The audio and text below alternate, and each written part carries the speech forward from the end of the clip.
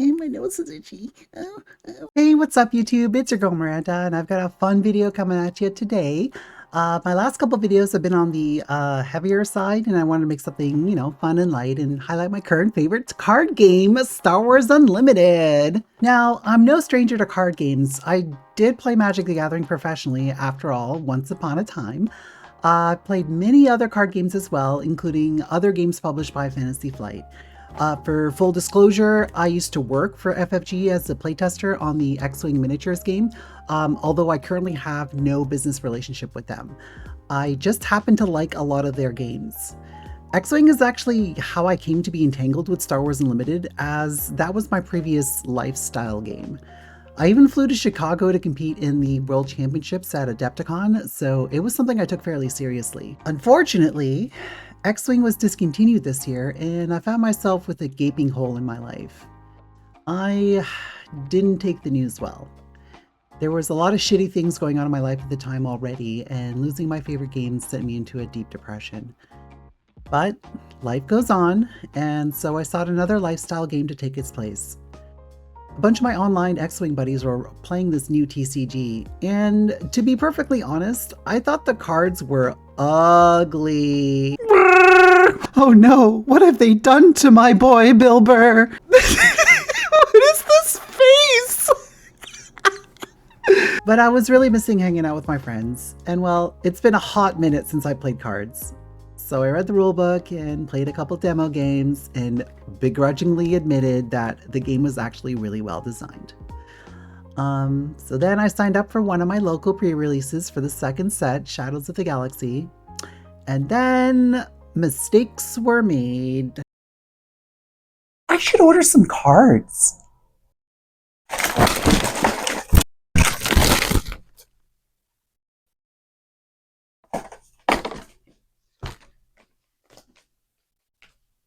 Actually, I didn't quite go as deep as I would have liked for reasons I'll get into later.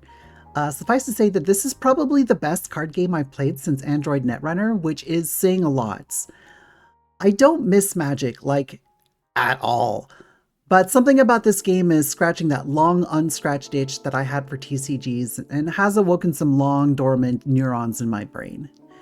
The highest praise I can think of is that it has fully engaged my autistic hyper-focus mode for the first time in a while. So let's get into some nitty-gritty mechanics. If you've played other TCGs before, Star Wars Unlimited is going to be a cinch for you to learn.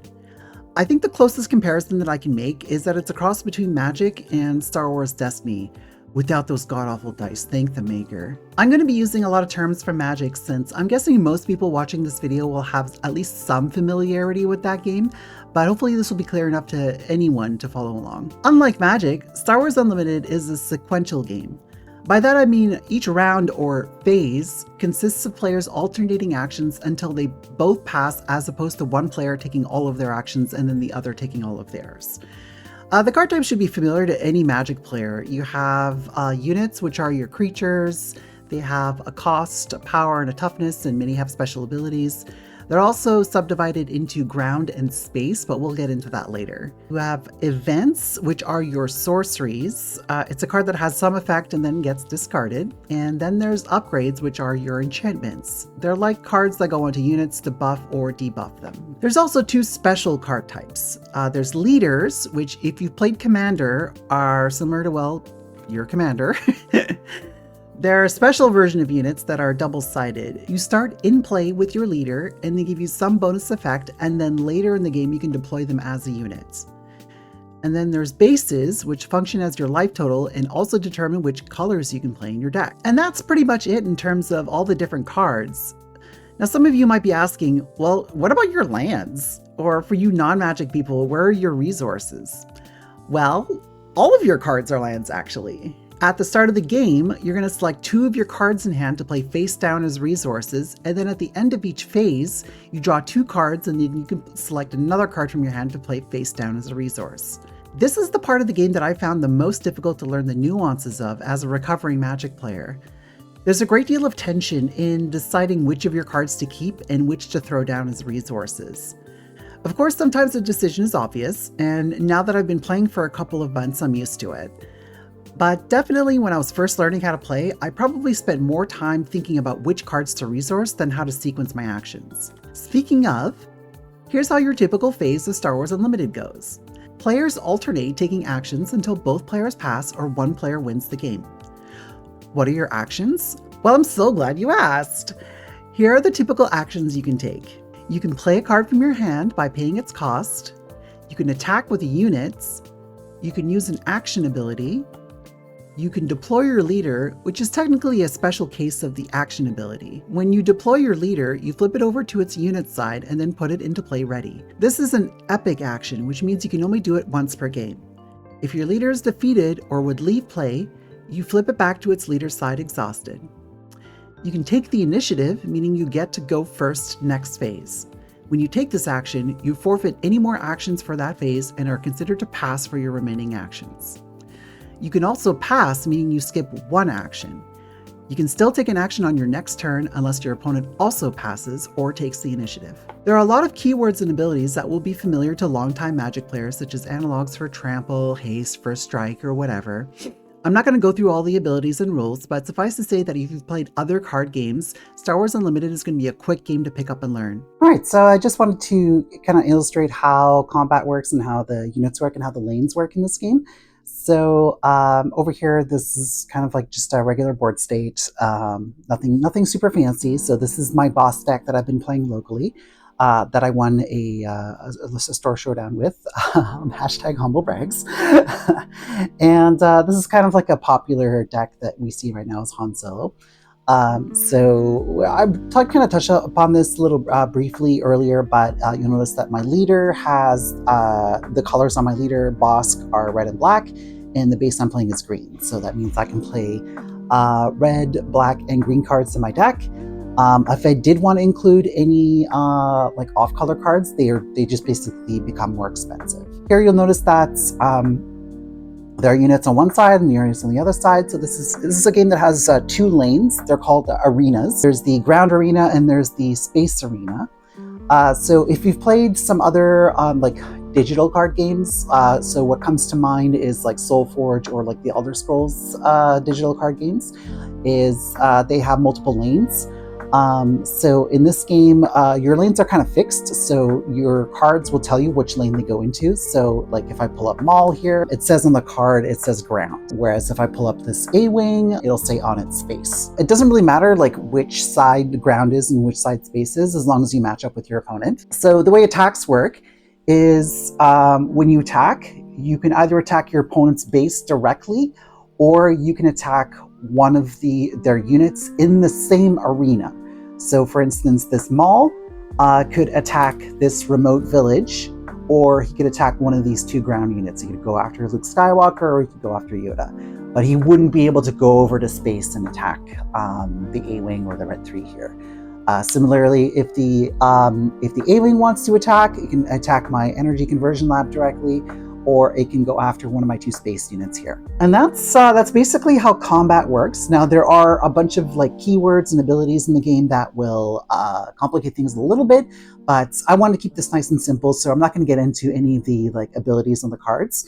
But if you're interested, I'm going to link to the rule book in the down below section if you want to learn more about the game. But if you played other card games like Magic or whatever, like they're going to be very familiar. And then just a quick note on leaders here is that your leaders are also ground units.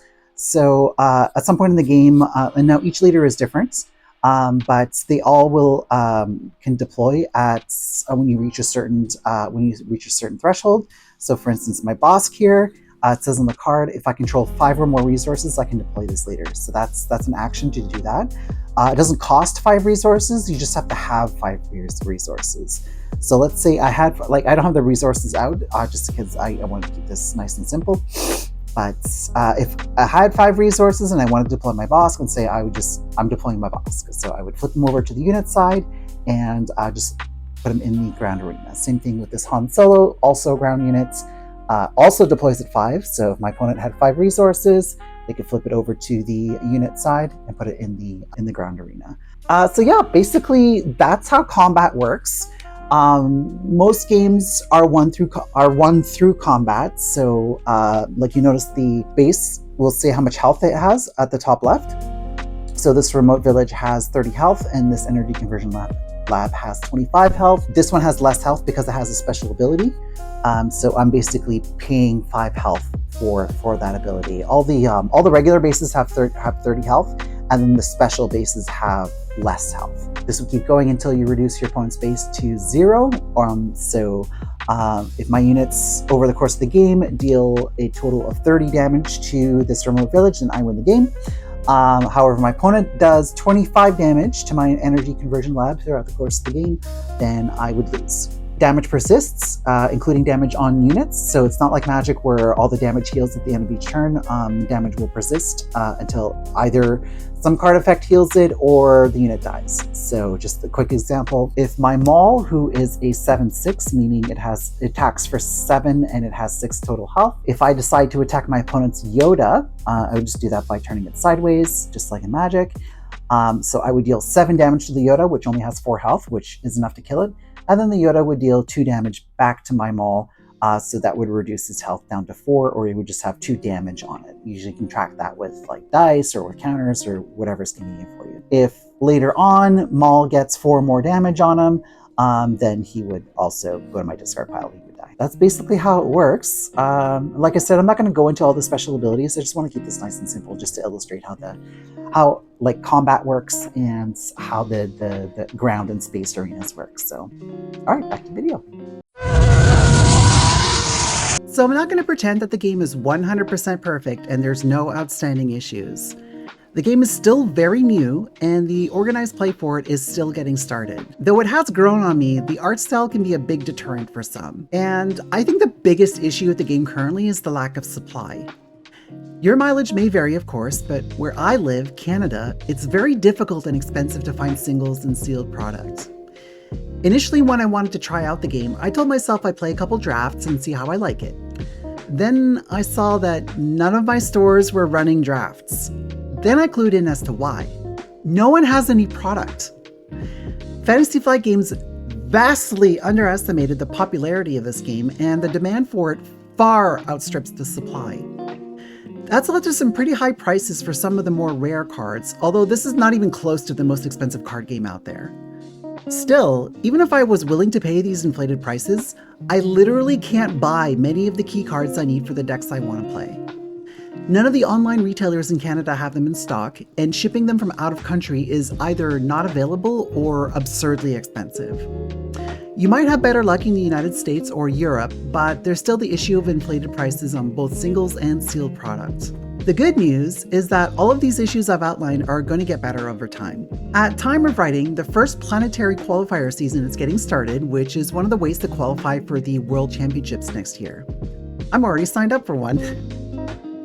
The art, I think, is getting better over time, and I've been impressed, or at least not embarrassed, by what I've seen from set 3 so far. And lastly, it's been announced that there's going to be a huge reprint of the first 2 sets later this year, so the supply issue is going to be less of a problem, and I expect prices to calm down a bit. I admit that I don't have a ton of goodwill towards FFG. I think their games are fantastic and well designed, but their long-term strategy with regards to the longevity of their games and the health of organized play has left a lot to be desired. I've personally been a refugee of a handful of dead FFG games. This company has burned me many times in the past. And yet, I keep coming back because their games are so dang fun! And for some reason, this time feels different. It really feels like they've thought this one through from the get-go. And this is by far their best-selling game in a long time, so they're definitely doing something right. Always in motion, the future is, so I'm not going to make any predictions, but I have a good feeling about this. If you're this far in the video, I must have piqued your interest by now, and you might be asking yourself how to get into the game. I find for these sorts of games, draft and sealed are the best ways to get your feet wet without committing to spending a few $100s on cards. And if you're a fan of the Clone Wars, well, I got some good news for you. The next set is right around the corner and is Clone Wars themed. In fact, many of the cards I've shown off in this video are from the upcoming set Twilight of the Republic. That comes out in early November.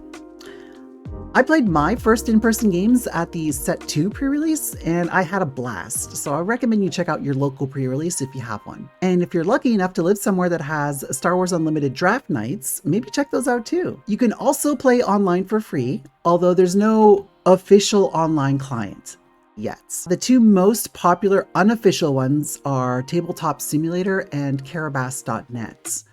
There's also an official one currently in development called HoloNet. It's still in pre-alpha, but from what I've seen of it, it looks pretty slick. And I don't personally play online that much, but I know that's a good option for a lot of folks, so I thought I'd mention it. I'm sure you can find more info on those if you look around, and there are videos here on YouTube that go into more detail. Well, that's my spiel on Star Wars Unlimited. I've been having a lot of fun with it, and I hope you will too. If you're new to my channel, I usually do video essays, including the one I did on Dune earlier this year that did really well. I also have a collection of video game Let's Plays. Everything is neatly organized into playlists. If you like my vibe and want to support the channel, please consider hitting those subscribe and like buttons. That really helps out. We're very close to getting the channel monetized, and I'm hoping this video gets me over the finish line. Thanks for watching, and may the Force be with you. Okay, bye-bye. God damn it, now I have to clean all this up. Fuck. Oh my god. What lengths I go to for my art.